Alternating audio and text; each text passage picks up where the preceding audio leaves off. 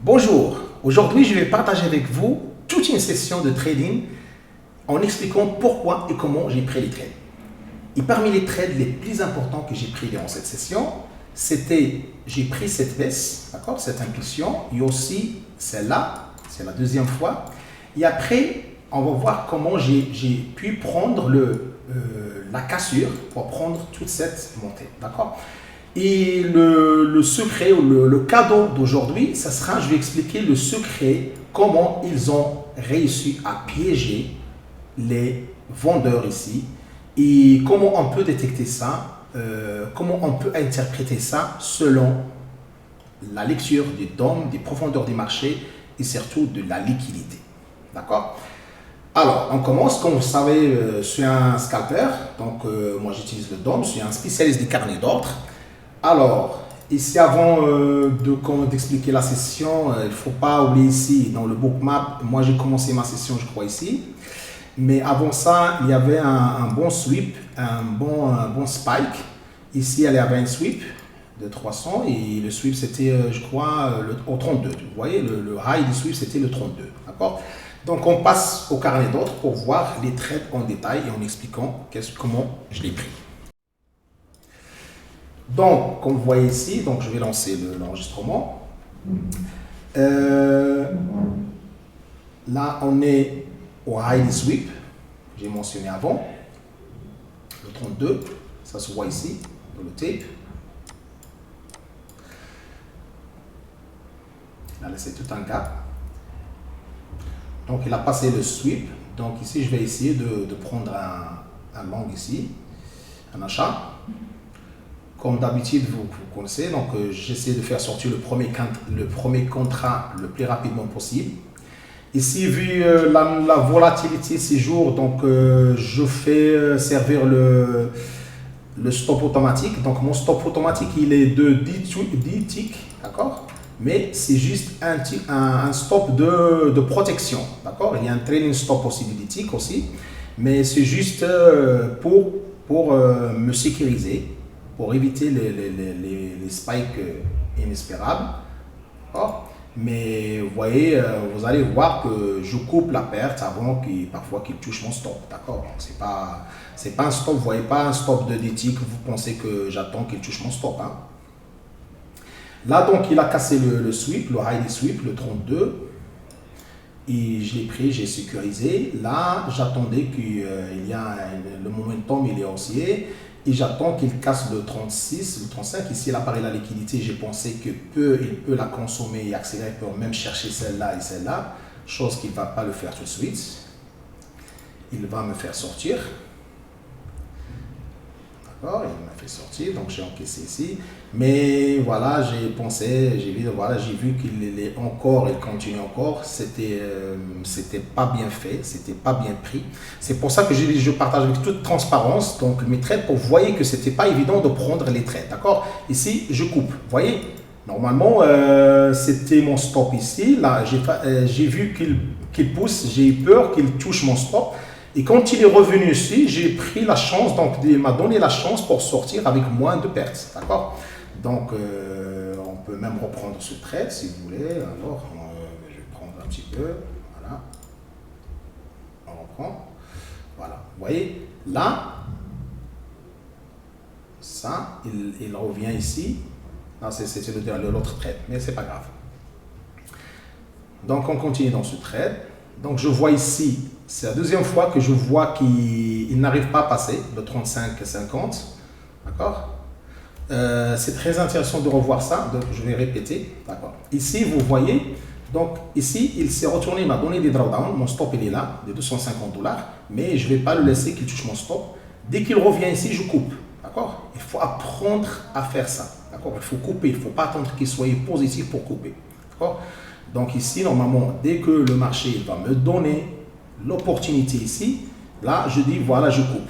D'accord? Parce que j'ai aucune garantie qu'il va continuer et exécuter ça et partir à chercher cette liquidité. Là, je vois, à ce moment-là, je vois que normalement, je dois couper. C'est une opportunité de couper. Malgré ça, je vais le reprendre aussi au même point.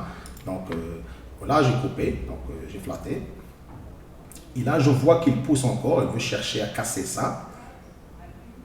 Il m'a fait penser que donc ici c'est la liquidité, je peux la chercher. Et là c'était un autre élément qui m'a laissé de prendre cette décision, parce qu'avant ça, je vais répéter parce qu'en expliquant j'ai oublié. Alors ici, voyez, voilà, c'est ça.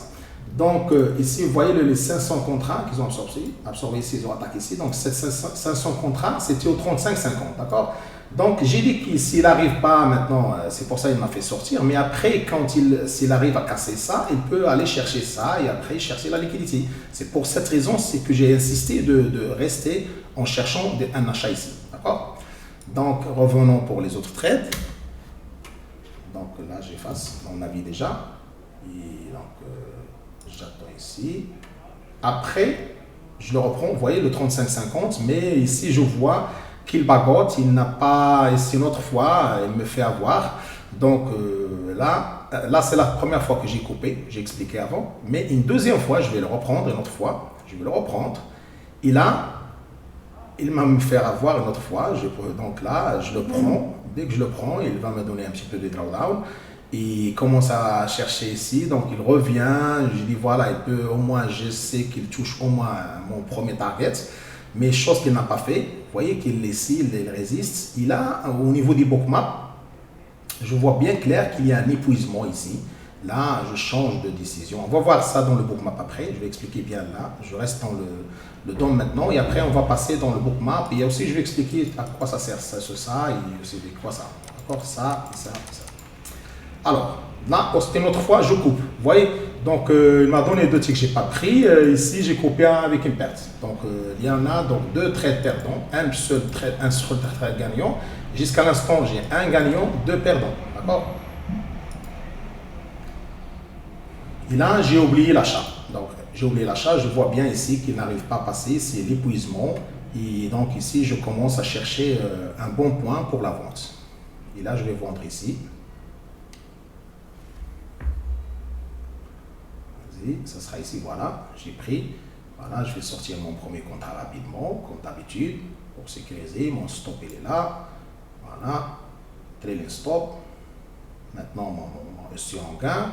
Bien, excellent. Il rejoint maintenant. Normalement, ici, je dois sortir. Normalement, je dois sortir parce que c'est le high sweep.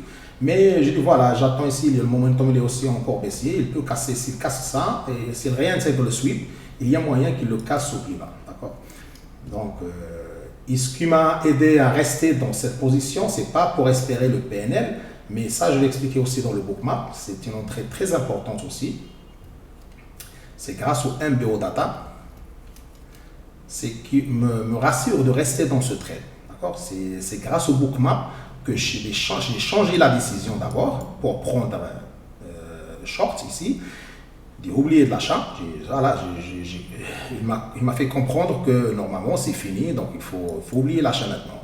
Et en plus, on a une autre setup qui prouve qu'il peut faire ça. D'accord? On va l'expliquer tout de suite sur le bookmap. En arrêtant ici, c'est un bon trade. Je crois que c'est. Ici, je vois déjà, il y a une réjection ici, donc je pense à sortir. Donc c'est le 29. Il ne doit pas passer le 29. Et là, je dois penser donc essayer les $400, de ne pas faire le héros d'espérer plus de 400. Alors ici, voilà, je sors. Il continue quand même un petit peu, mais j'ai bien fait de sortir. D'accord? Et là, après ça, je fais un pause. Voilà, une pause café. J'ai pris mon café. Et quand j'ai fini mon café, donc il va revenir au même point. Je l'ai trouvé ici, je l'attends et je l'ai pris une autre fois. Maintenant, on va revenir. On va voir le bookmap, si vous voulez. D'accord? Avant le bookmap, donc j'essaie d'expliquer normalement c'est quoi ça. Certainement, vous notez que des numéros comme ça, rares, c'est quoi ça? En fait, moi, comme j'ai dit, je suis spécialiste du carnet d'ordre. D'accord? J'utilise la plateforme Jigsaw pour l'instant. Malheureusement, Jigsaw, malgré qu'il est, pour moi, c'est mon préféré dans le scalping, dans les entrées, tout ça, dans les prints, il est excellent, dans les cumuls, il a des reconstituted tapes, qui sont les fameux filtres que j'ai partagé avec pas mal de gens, c'est les sweeps et les réjections, ici les blocs, que voilà, j'ai pas partagé encore. Et aussi, il faut savoir qu'il y a, comme j'ai dit, le Jigsaw, malheureusement, il n'a pas actualisé les data MBO. D'accord? Donc, ce qu'on voit par contre, il y en a d'autres plateformes, parmi eux même Sierra Chart, dernièrement, il a déjà lancé donc, dans son DOM, on peut voir tout ça. D'accord? Donc, le détail, c'est ça, en fait, c'est le détail des ordres. C'est parce que normalement, dans le MBO Data, Market by Order, qui livre les informations qu'il livre le CME, que j'ai déjà fait une vidéo sur ça, et c'est pour ça que j'utilise le bookmap. Donc, vous savez, le MBO Data, c'est quoi? Normalement, on a une profondeur illimitée d'abord. On a une profondeur illimitée. Et encore, on a le détail de chaque ordre. D'accord? Donc, tous les pending ici, normalement, le CME il livre. Donc, on voit que la data qui sort des CME, elle inclut déjà le détail des MBO. Mais ce n'est pas tous les providers des data ont cette capacité de la majorité les agrègent, d'accord? Parce que ça demande beaucoup de flux et ça demande beaucoup de bits pour passer ces flux, d'accord? Et parmi donc maintenant, grâce à Rhythmic, il y en a maintenant d'autres providers qui essaient de rejoindre Rhythmic dans ce sens.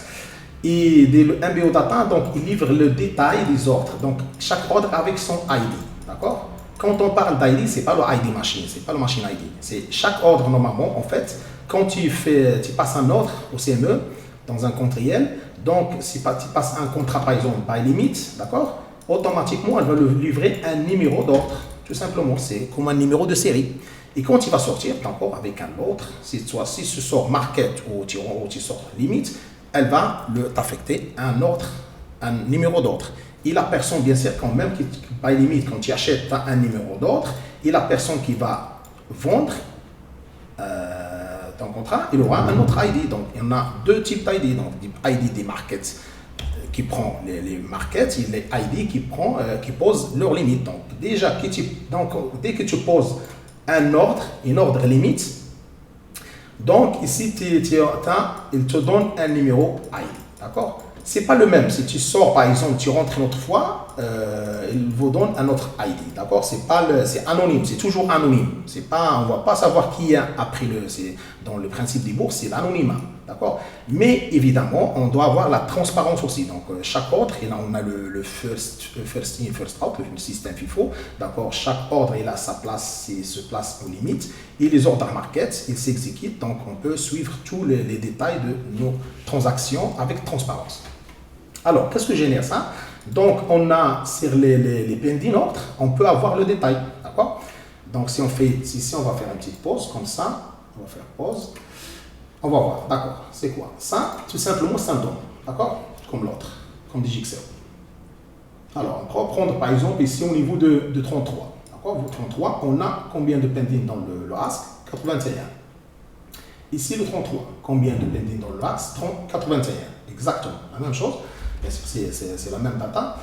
Mais ici, le détail de ces 81, d'accord? On voit ici 1, 1, 2, 1, 1, 1, 3, 1, 1, 3. Donc, chaque ordre avec son ID, normalement, elle détecte combien d'ordres exactement en splittant, en détaillant combien d'ordres on a dans le pending.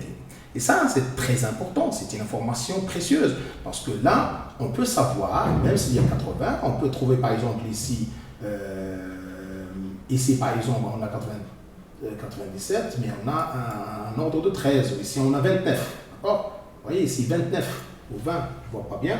Mais ici, 20 à 29, ça veut dire qu'il s'agit de quelqu'un d'institutionnel. Ce n'est pas un amateur qui va poser 29 contrats ici, d'accord? C'est sûr et certain. Donc, c'est des algos qui posent leur contrat. Mais ici, on peut détecter facilement le détail. Est-ce qu'il s'agit d'un seul ou deux grands? On peut distinguer si on a la puissance. Bien sûr, il faut avoir l'habilité, il faut voir la puissance. C'est pour ça qu'on dit il faut être spécialiste des lectures pures des carnets d'ordre avant de passer même au bookmap et tout ça. Il faut avoir la lecture, il faut avoir le réflexe, d'accord, sur le carnet d'ordre. Et donc, quand tu es un professionnel, tu es un expert dans la lecture des carnets, n'importe quelle information qu'on vous rajoute, donc tu vas en profiter plus.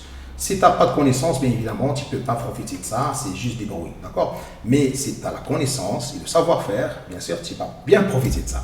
Ici, maintenant, avant, par exemple, si on utilise le tape, à quoi ça sert le tape? Il y a plusieurs gens qui ne croient pas au tape. Le tape, c'est extraordinaire parce que c'est grâce au tape qu'on peut savoir les détails des markets. Ici, ce qu'on a par exemple ici, 102 contrats au niveau de l'inside print. Si on peut savoir est-ce qu'il s'agit de 1, 2, 5, 3, 6, comme ça, ou il s'agit de 102 d'un seul coup, ou il s'agit de 100 et après deux personnes. Donc ici, c'est le détail, on peut le voir dans le tape. Si on n'a pas de filtre, ici, c'est des filtres. Et grâce à ces filtres, on peut savoir les réjections, on peut savoir les sweeps, on peut savoir les blocs, on peut savoir pas mal de choses. Toi, comme expert, comme scalper, tu dois utiliser le maximum d'informations pour être avantageux sur les autres qui n'utilisent pas ces outils. D'accord? Alors, maintenant, on a un plus. On a maintenant, grâce au MBO Data, on peut avoir le détail des détails, même sur les pending, les limites. Là, ça n'a pas de prix.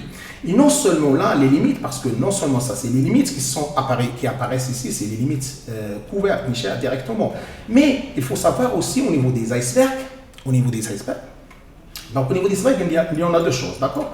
Il y a l'iceberg, j'ai expliqué ça, iceberg natif, d'accord? Natif, et l'iceberg synthétique. C'est quoi la différence?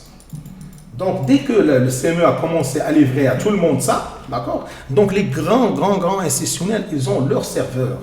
Parce que, normalement, je vais expliquer d'abord c'est quoi le iceberg natif. Le iceberg natif, normalement, quand ils posent un ordre et programment dans leur plateforme, je parle des institutionnels qui posent des icebergs, donc je parle des institutionnels de grand volume quand même, ou même de moyen volume, ils posent des icebergs dans leur plateforme, même des plateformes comme TT, comme on a expliqué avant, ils peuvent faire ça.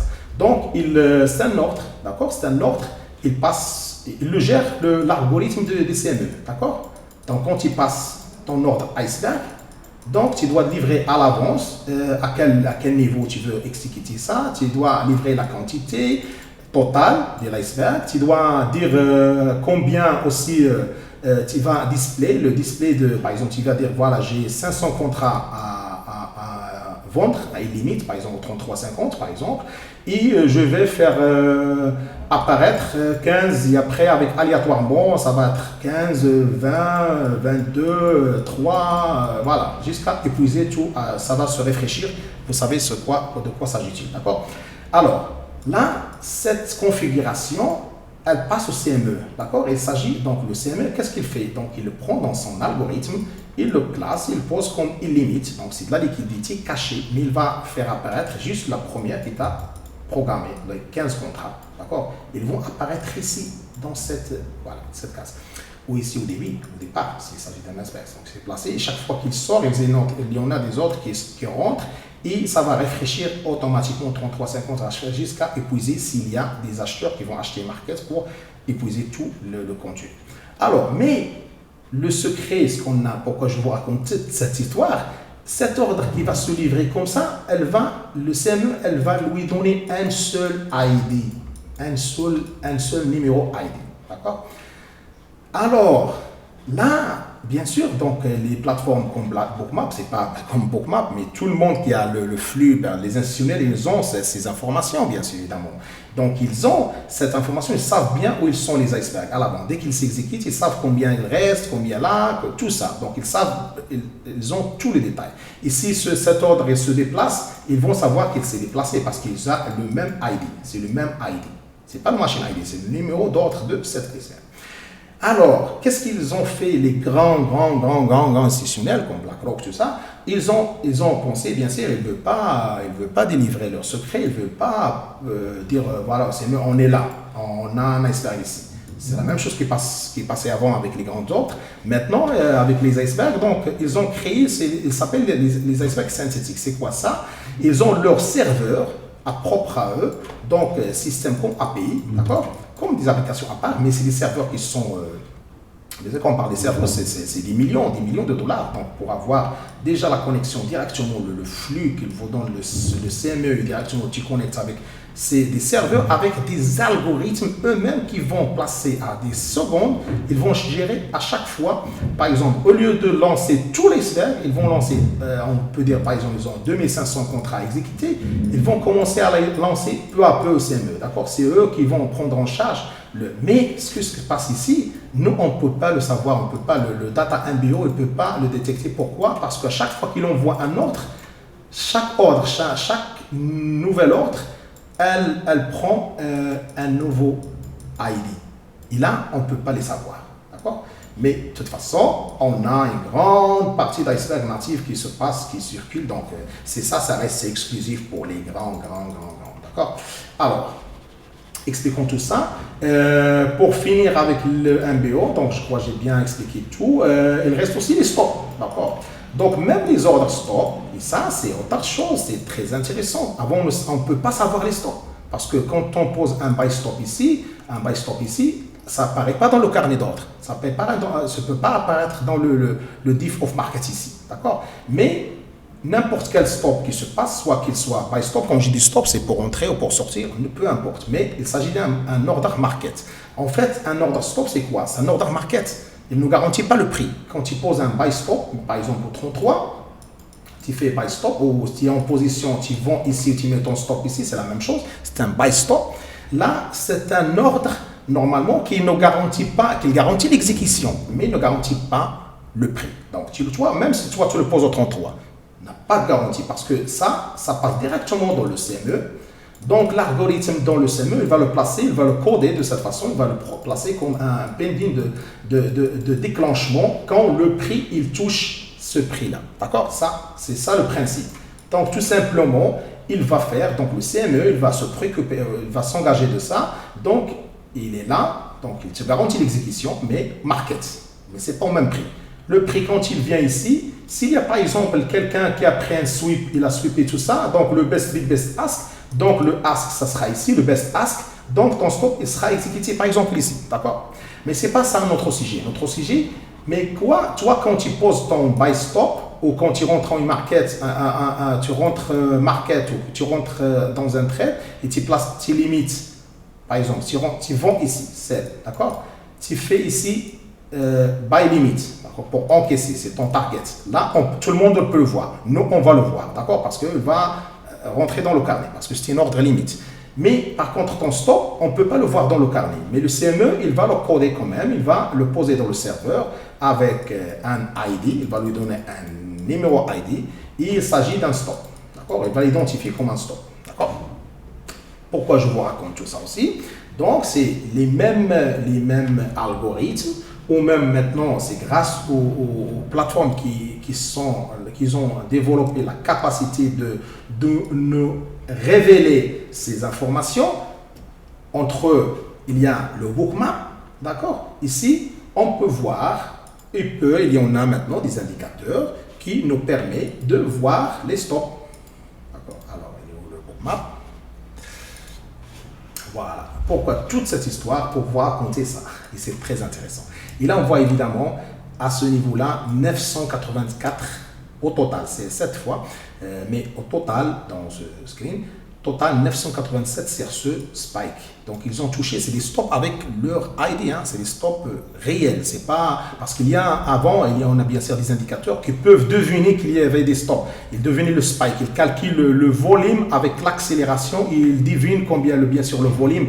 Et s'il y a une accélération en quelques secondes, ils devinent qu'il y avait 900 ou 1000 de stops, mais c'est pas certain, d'accord. Mais ici on a des données certaines qu'il s'agit des stops, Et quand je dis ça, c'est une information précieuse aussi. Donc, quand c'est que le marché il a touché les stops, donc le marché en général, quand il veut baisser, il va toucher en montant les stops. Donc, on peut dire en général, c'est un point de retournement. D'accord? Mais il ne va pas retourner immédiatement. Il a fait un retour ici, mais il a fait un retest ici. Ici, il a été l'épuisement. Ici, ici, je vais effacer ça. Et je vais, comme on peut ici le bookmap, on peut voir ici tranquillement, d'accord? Tout à l'heure, on a vu 900 parce que c'était 7. Si je fais zoom out, je peux avoir tous les stops avec le dernier spike. Mais si je fais zoom in, d'accord? Là, on peut voir, il s'agit de 2 fois, donc 822. Si j'élargis, si zoom une fois, je vais chercher le dernier stop qui s'était touché, voilà, 721, d'accord. Il y a notre indicateur aussi qui me mentionne ça. Et donc, entre eux, donc, il y avait un sweep. Donc, un sweep qui a déjà déclenché les stops. Donc, le sweep, quand il a passé, il a déclenché les stops. Donc, ici, en total, c'était 700. Mais après, bien sûr, quand il touche ça, en général, il y aura un retournement. Et s'il n'y a pas de retournement, ça montre aussi l'agressivité, la continuité de la tendance. D'accord? Mais il ne faut pas, voilà, c'est pas évident c'est pas pour trader ça, donc il faut comprendre tout le mécanisme de le flux du marché pour essayer de prendre des trades de cette façon. Mais juste avec ces informations, c'est déjà pas mal de comprendre pas mal de choses ou attendre essayer de comprendre qu'est-ce qu'il fait le marché. D'accord?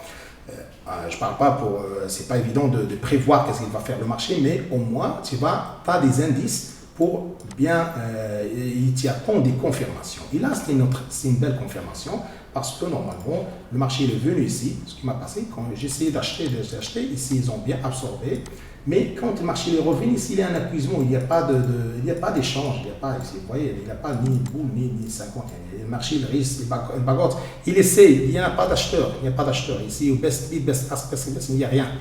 Il n'y a rien parce que si j'ai filtré, il y a peu, mais par rapport à ce volume, il n'y a rien, d'accord? Et là, bien sûr, c'était le trade que j'ai pris qui m'a donné donc l'accélération après parce qu'il y avait un épuisement. D'accord? Alors, qu'est-ce qu'on doit voir aussi? Donc, j'ai pris le premier trade et après, il est revenu le marché, il a baissé d'un papa et ça, c'est le deuxième trade. D'accord? Moi, ça, c'était la pause café. D'accord? Moi, c'est un conseil que je vous donne aussi. Donc, moi, quand je fais un bon trade, en général, je cherche de faire, voilà, j'essaie de prendre une petite pause café. Pourquoi? Parce que normalement, le trading est impulsif, donc ça rentre dans la psychologie parce que normalement quand tu fais des mauvais trades, tu commences à faire n'importe quoi, il faut aussi faire une petite pause et quand tu prends un bon trade et tu encaisses bien, là il faut aussi faire une petite pause parce que c'est impulsant, c'est excitant, parce que c'est comme tous les excitants, comme les drogues, comme par exemple la simple drogue comme la cigarette, qui donne aussi c'est excite. Donc quelqu'un qui fume, quand il est content, il fume beaucoup. Donc quand il est énervé, il essaie de fumer. Donc toujours, donc les émotions en général, soit négatives, soit positives, ils nous impulsent à continuer à prendre le risque, tout simplement. D'accord? Il commence à raisonner hors des raisonnements logiques. Donc, tu commences à estimer, être généreux, tu vas dire, voilà, je vous laisse, j'éloigne le stop, ça ne va pas toucher stop, tu vas commencer à rêver parce que tu as déjà gagné, tu dis, voilà, même si je perds, j'ai déjà gagné, d'accord? Alors, c'est juste une parenthèse, voilà, une parenthèse psychologique. C'est très important de faire des pauses après un bon trait. Un bon trade, il faut toujours, moi en général, il faut toujours faire une belle pause. D'accord? Bien sûr, bien évidemment, après une perte, c'est la même chose. Après une perte, c'est plus dur à dire. Mais au contraire, je peux même vous dire, vous pouvez laisser tomber cette journée et attendre le lendemain pour continuer. C'est la meilleure décision. Allons-y. Maintenant, on va voir le deuxième trade. Alors, je vous avoue que c'était pas facile de le prendre parce que en fait tu sais pas est-ce qu'il va, c'est juste un retest ou il va casser, mais ici c'était pas évident parce que le marché il va toujours essayer de faire comprendre que tu as tort et bien sûr ils vont essayer de toujours SCPC, mais grâce au bookmap j'ai vu qu'il y a aussi un autre cas d'épuisement, mais d'une autre façon, bien sûr, il y avait une absorption, une accélération du volume. Ça, c'était après la pause café. Donc, je suis venu, donc j'ai vu directement le bookmap pour comprendre ce qui s'est passé, d'accord? Et bien sûr, ici, pourquoi je dis que c'était pas évident, vous voyez ici, je l'ai pris, mais bien sûr, si j'ai rassuré mon trade au niveau du 36, malheureusement, il va toucher mon stop. Et là, voilà, c'est la souffrance quand même. Il te donne, tu penses, c'est des reproches, il dit pourquoi je ne sais pas encaissé. En même temps, tu vois le setup du bookmap, on a vu qu'il a touché les stops.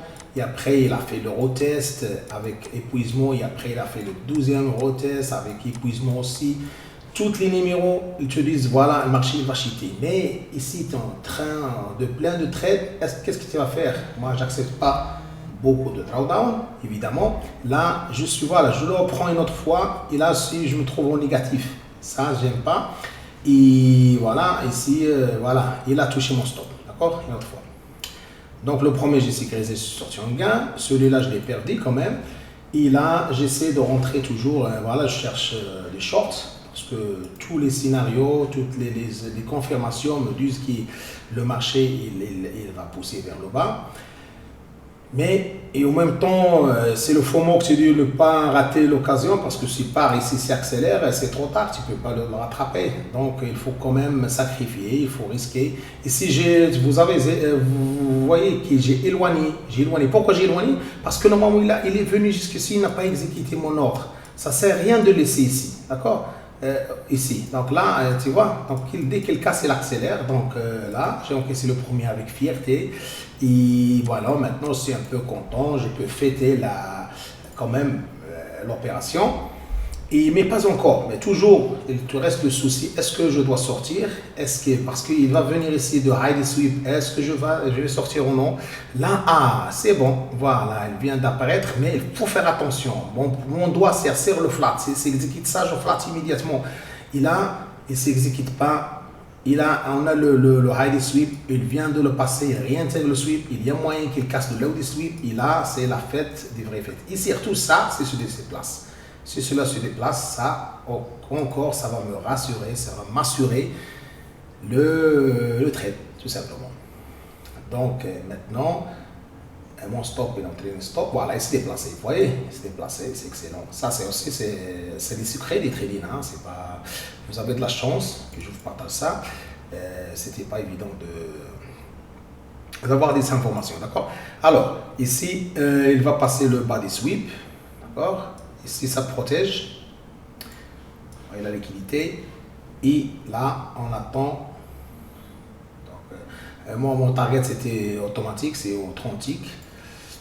Et je crois qu'il va l'exécuter. Et ce sera un trade à fêter. Et voilà, vous voyez, il s'est déplacé une autre fois, donc ça rassure. Alors, après ça, bien évidemment, j'ai pris une pause de demi-heure. D'accord? Comme j'ai dit à l'avance, après un bon trade, il faut faire une petite pause ou une grande pause si tu veux. Alors, maintenant revenons là, on va voir parce que après, bien sûr, après le deuxième, j'ai fait une pause, d'accord? Donc c'est comme ça. Donc, on va voir maintenant. L'autre trade parce que j'ai fait une pause, j'ai pas vu ça parce que là c'était juste enregistré et c'était une pause de presque de 30 minutes. Je suis sorti même pour prendre un café dehors et là-bas, changer d'air et revenir pour prendre une autre position et, effectivement. Et c'était pas facile aussi, hein, c'était pas facile. Alors, pour voir, il est où? Ici, il m'a bien basculé, c'était pour ne pas faire long la vidéo. Je peux dire ici. Voilà, c'est ça. J'essaie d'acheter. Toujours presque au même point, hein, presque. Ici, j'ai risqué, j'ai coupé de la même façon aussi. C'est comme si c'est répété. Hein. Mais cette fois, je vais prendre l'accélération, la cassure, d'accord? Ici, voilà, c'était voilà, une faute de frappe, on peut dire. Ici, voilà, j'ai vu l'impulsion, je l'ai pris, c'était un petit peu de FOMO, d'accord? Voilà, je l'ai pris. Et là, je vais vous expliquer ce qui s'est passé, c'était très intéressant. Là, c'était une réjection au niveau du 34,75. Il va revenir. J'ai rassuré mon trade, d'accord? Il va revenir et va le toucher.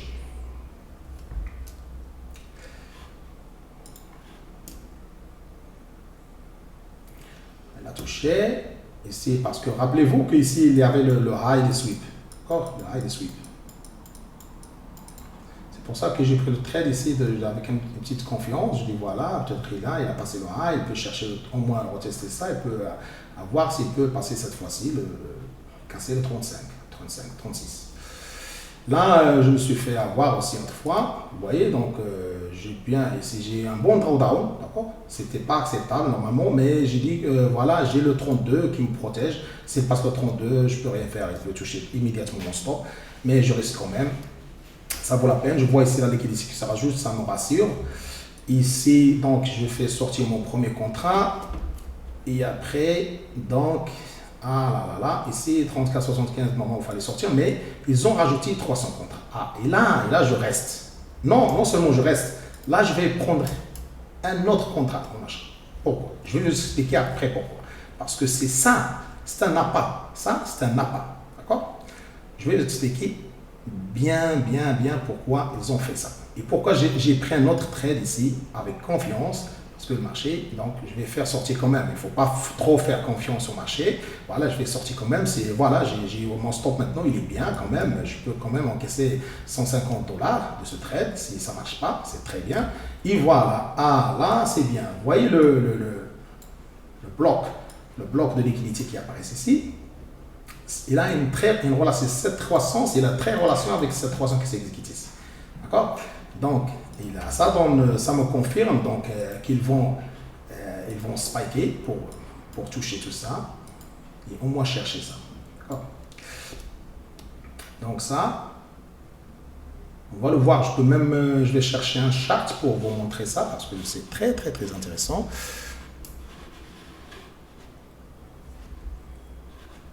Vous voyez.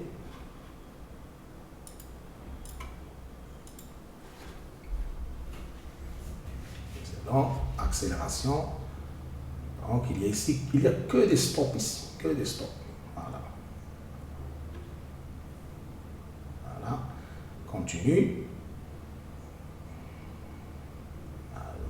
Mon trailing stop c'est de ticks. Voilà, il a touché mon target, c'était de 30 ticks.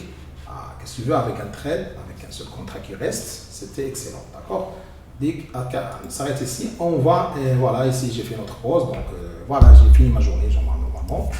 Et je reviens sur le bookmap pour vous montrer le bookmap. Donc c'était là, d'accord. C'est pour ça que je l'ai marqué ici, c'est l'heure, d'accord, c'est la pas qu'ils ont mis.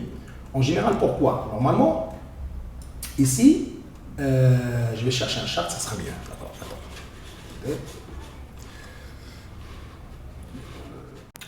Voilà, j'ai trouvé un chart de 1 seconde, d'accord, de Delta Profile.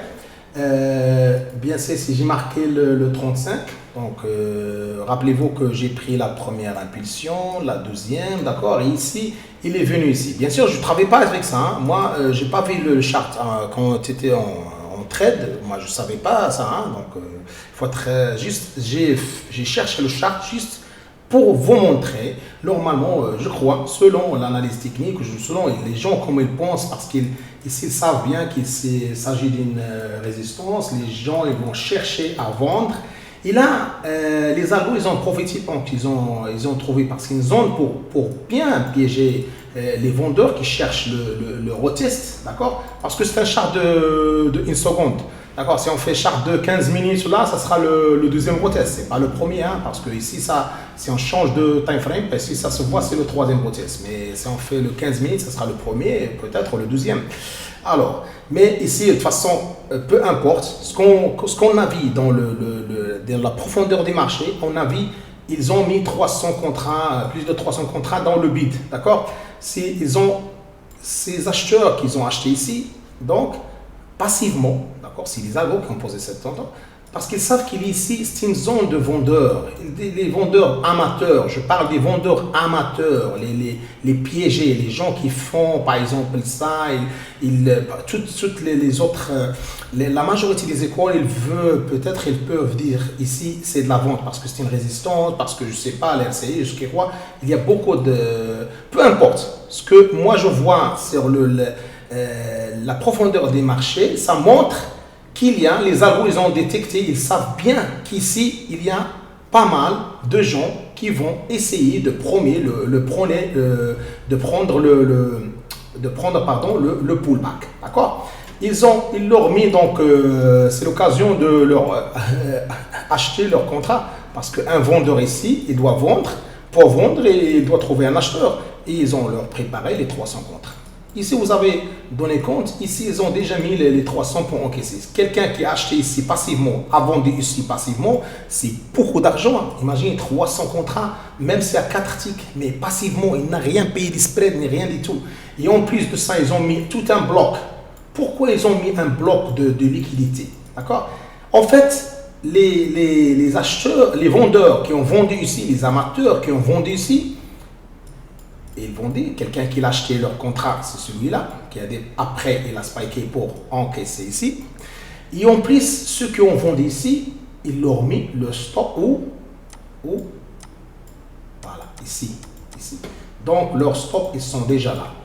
Et non seulement avant, les algos, ils devinent ça, mais maintenant, ce n'est pas ils devinent. Grâce au MBO Data, ils ont déjà le ID, ils peuvent voir les stops avec leur ID. Ils peuvent même calculer, ils peuvent même savoir combien de quantité. C'est pour ça qu'ils leur préparent déjà la liquidité ici. D'accord? Tout ça, donc vous voyez, c'est logique. D'accord? Ça se paraît logique. Et je ne crois pas, moi je n'ai vu pas ça expliqué auparavant. Bon, c'est un cadeau pour vous. Et voilà. C'est une récompense un petit peu de ma longue absence. Désolé, voilà, après les vacances, j'avais des circonstances. Aussi, je prépare la formation pour qu'il ça sera un peu, je suis un peu en retard, mais on va essayer de lancer au début d'année peut-être. Mais voilà. Alors, avant de terminer, je vais partager avec vous les datas pour les gens qui veulent faire le replay ou reproduire cette journée du 18 octobre pour voir au même horaire à partir, je crois, du 19h, 18h45. Vous pouvez revoir toutes les trades que j'ai pris ou que j'ai expliqué. Je vais partager cette data dans ma chaîne privée de Trading Together, tradingtogether.com. C'est une chaîne privée. Pour rejoindre cette chaîne, vous devez s'inscrire. Je vais vous laisser le lien dans la description. Ici, vous allez vous inscrire ici, entre les données, pour envoyer, inscrivez-vous. Voilà, après, je vais vous envoyer le lien pour rejoindre cette chaîne, voilà, cette canal, ou cette chaîne de Telegram. D'accord? Alors, dans cette chaîne aussi, je vais essayer de partager d'une manière régulière, que j'ai déjà partagé avant, les niveaux clés qu'on peut insérer sur Bookmap et sur Jigsaw. C'est quoi les niveaux clés? Tout simplement, si vous avez remarqué ici dans le Bookmap, ici dans les notes, si on voit ici le daily high précédent, ça tombe bien avec le weekly high de la semaine précédente, antérieure à cette semaine. Et ça se voit ici, c'était au 33, je crois 33,75. Et c'est très important, je dis toujours, c'est des niveaux clés. On ne doit pas anticiper pour trader. Sinon, on va tomber dans le piège d'anticipation. Ils vont nous écraser. Donc, nous, comme scalpers, on va faire servir de ces niveaux comme des repères. On va attendre, bien sûr, c'est toujours, elle passe quelque chose donc, c'est des niveaux clés. C'est impossible que le marché va passer d'une façon inaperçue pour les traverser comme ça, simplement. C'est une zone, au contraire, pour les institutionnels, ils vont bien liquider leur contrat ici. Il y a toute une zone de bagarre ici. Ils vont essayer de piéger les gens qui cherchent d'acheter plus bas. C'est l'occasion. Les gens qui veulent vendre, c'est l'occasion de le vendre ici. Et les gens qui cherchent les casser, c'est l'occasion de les acheter ici. Et vice versa. Et aussi, il faut savoir, c'est des niveaux clés. C'est illogique, par exemple, de trader et tu ne sais pas où c'est tu es. D'accord? Moi, je ne fais pas servir les charts parce que les charts, ça me perturbe, d'accord? Mais j'ai besoin quand même de savoir où je suis, d'accord? Je ne peux pas trader comme ça en aveugle alors que je suis, par exemple, je me trouve un monthly low, d'accord? C'est un monthly low, personne ne peut convaincre que c'est un niveau inutile. Non, au contraire, vous savez, ici, c'est un marché financier, ils sont très compliqués, ils sont très reliés entre eux. il y en a des institutionnels, des banques ils ont l'obligation aussi de couvrir leur position, donc ils ont les actions, tout ça, dans les futurs et dans les bons de trésor, dans les types d'intérêts, tout, donc tous, ils essaient de faire des assets et compenser. C'est pour ça, à ces niveaux-là, on trouve toujours des volumes, on trouve toujours des grands échanges, d'accord? Donc, ils ne vont pas laisser le prix passer sans eux parce qu'ils doivent couvrir, soit dans les options, soit dans les marchés du futur ou des bons du trésor. Et là, ce n'est pas ça notre objectif, mais moi, comme trader, je dois me situer, je dois savoir ces niveaux clés. Ça m'aide aussi à faire attention. Là, je sais bien à ce qu'ils font ici, à ce qu'ils font là. Là, je prends, si j'ai tort, je sors. Ou je renverse ma position. C'est ce que je dis toujours. Alors, pour ne pas faire la vidéo trop longue, ces niveaux, je vais essayer de voir. Vous pouvez le faire vous-même manuellement. Je vais expliquer rapidement comment on les importe ici dans Bookmap. Vous venez ici dans la colonne des notes. Vous faites ici Import Notes, d'accord? Elle va vous sortir, voilà, ici, voilà, un petit coin comme ça, d'accord? Où vous avez déjà téléchargé les niveaux, d'accord? Vous trouvez ici, donc, selon les dates, d'accord? Alors, ça d'une part, d'accord? Vous pouvez les télécharger donc régulièrement dans ma chaîne Telegram Trading Together. Que pour accéder à cette chaîne, je vous rappelle que vous devez s'inscrire au préalable ici dans ce lien que je vais laisser, c'est Formation Trading Together. Cette page de préinscription, c'est pas le site web officiel tradingtogether.com. En fait, le site, comme vous voyez, c'est en fonte. La question, c'est pas de site web, c'est question de contenu qu'on est en train de préparer. Ça va prendre du temps, vu la complexité des sujets à traiter. Donc, je suis en train de préparer une grande formation à haut niveau en faisant servir les plateformes actuelles les plus développées pour s'assurer. Comme vous savez, Trading Together est tout un concept, d'accord? C'est pas une simple formation, c'est pas un simple coaching. En fait, notre objectif, c'est de former des traders pour trader ensemble, comme le nom indique, Trading Together. Et pour ça, on va faire quelque chose d'exceptionnel, quelque chose de haut niveau. Et on va servir, comme j'ai dit, à des technologies avancées pour s'assurer, entre autres, que par exemple, chaque concept, donc le candidat doit assimiler chaque concept avant de passer au concept suivant. D'accord? Il y aura des exercices, il y aura des vidéos à faire, il y aura un bon suivi. Et aussi, c'est la même plateforme, ils vont nous permettre de suivre et de maintenir aussi l'enseignement ou l'apprentissage des candidats à chaque niveau et diront tout son apprentissage pour lui faire un trader professionnel qui peut rejoindre notre équipe Trading Together, d'accord? Donc, Trading Together est tout un concept, tout un grand projet, donc dans l'avenir, pour former des traders pour trader ensemble, pour trader dans des arcades réelles. Donc, la première, ce sera à Gandia, en Espagne, et en plus, on aura d'autres arcades, Inch'Allah, dans le monde. Donc, c'est un projet à long terme. Et c'est ça, je vous prie d'être patient. Je sais bien, il y en a des gens qui me contactent chaque jour. Chaque jour, ils sont, bien sûr, je comprends, ils sont hâte de commencer. Mais moi, vu le succès de la première expérience des lives que j'ai fait durant 4 mois des lives chaque jour, c'était des lives en réel, en direct, directement. Et maintenant, on s'est donné compte qu'on a besoin de bien structurer la formation pour donner plus d'impact et pour s'assurer le suivi de n'importe quel candidat qui nous rejoint, d'accord? Donc, il ne sera jamais seul, d'accord, dans son training. On va l'accompagner jusqu'à la fin, d'accord? Donc, il y a la phase d'apprentissage, la phase de la pratique, la phase de... Il va rejoindre le room dès qu'il va atteindre un certain niveau de connaissance. Comment il va commencer à prendre ses trades lui-même. Comme j'ai dit, c'est des concepts, c'est pas des étapes, c'est pas des stratégies. Et ces stratégies, pourquoi je dis c'est unique, c'est exclusif? Parce que c'est le fruit de travail et de plusieurs heures devant le DOM, devant le Bookmap, beaucoup d'outils. Donc bon, moi, comme professionnel, c'est mon travail, je vis du trading, mais il faut savoir une chose, moi je passe durant mon trading, par exemple 90% de mon temps, il est dans la recherche. Je fais toujours du replay, je fais toujours on est en pleine recherche parce que le marché, il change tout le temps. Il change de ton et je revois mes trades et je les réanalyse et je vois pourquoi il a touché mon stop. Toujours, il faut poser des questions. Et après, les 10%, c'est pour trader. D'accord? Donc, il n'y a pas un niveau où tu dis, voilà, je suis arrivé, c'est bon, voilà, ces étapes, elles sont déjà efficaces pour tout le temps. Non. Donc, à chaque fois, on dit, voilà, pourquoi, au lieu d'encaisser ici, je vais encaisser, au contraire, je vais attendre ici qu'il revient et après, je le reprends au retour. C'est ça, tout ça, c'est des analyses. On va tous apprendre ensemble, comme j'ai dit ici, donc, à base des systèmes très avancé, donc, mais il faut être patienté. Tout ce travail, je ne suis pas le seul, c'est toute une équipe derrière qui travaille là-dessus. Moi, je prépare le contenu, bien sûr, je serai là avec vous pour les lives, pour ça, pour les sociaux, et aussi, il y aura d'autres formateurs, et déjà dans le concept, donc, on aura des candidats que eux-mêmes, ils vont nous rejoindre, donc, pour être des formateurs aussi.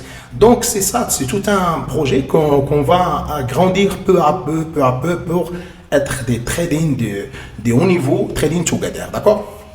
Il y en a plein de projets en cours, donc c'est la première phase. Mais si on a besoin de temps, tout projet, il est derrière, il y a du temps et de la patience, et du courage, et voilà. Donc pour finir aussi une autre fois, pour vous dire au revoir, entre-temps maintenant, vous savez que la formation est en préparation, mais je vais pas être absent, je vais être toujours présent maintenant, je vais commencer à poster des vidéos sur le Bookmap régulièrement. Je vais expliquer toutes les méthodes, toute la plateforme en détail pour vous aider à assimiler ou à maîtriser cette plateforme, et aussi sur les add-ons. Donc, c'est les indicateurs des bookmaps, les add-ons dit MBO Data. Comment on peut les configurer? J'expliquer en détail chaque configuration, à quoi ça sert. C'est ça que de telle façon, vous pouvez l'adapter vous-même à vos besoins, à vos analyses. Et je vous recommande, entre-temps, donc, de enregistrer la data bookmap, puis la refaire, et la réétudier, et reconfigurer, et filtrer, parce que ces sont des outils, ce ne sont pas des signaux de trading, ce sont des outils qui nous aident à trader. Donc, il faut savoir les utiliser et les configurer de la façon qui nous convainc. Voilà. Je dis à la prochaine. Au revoir.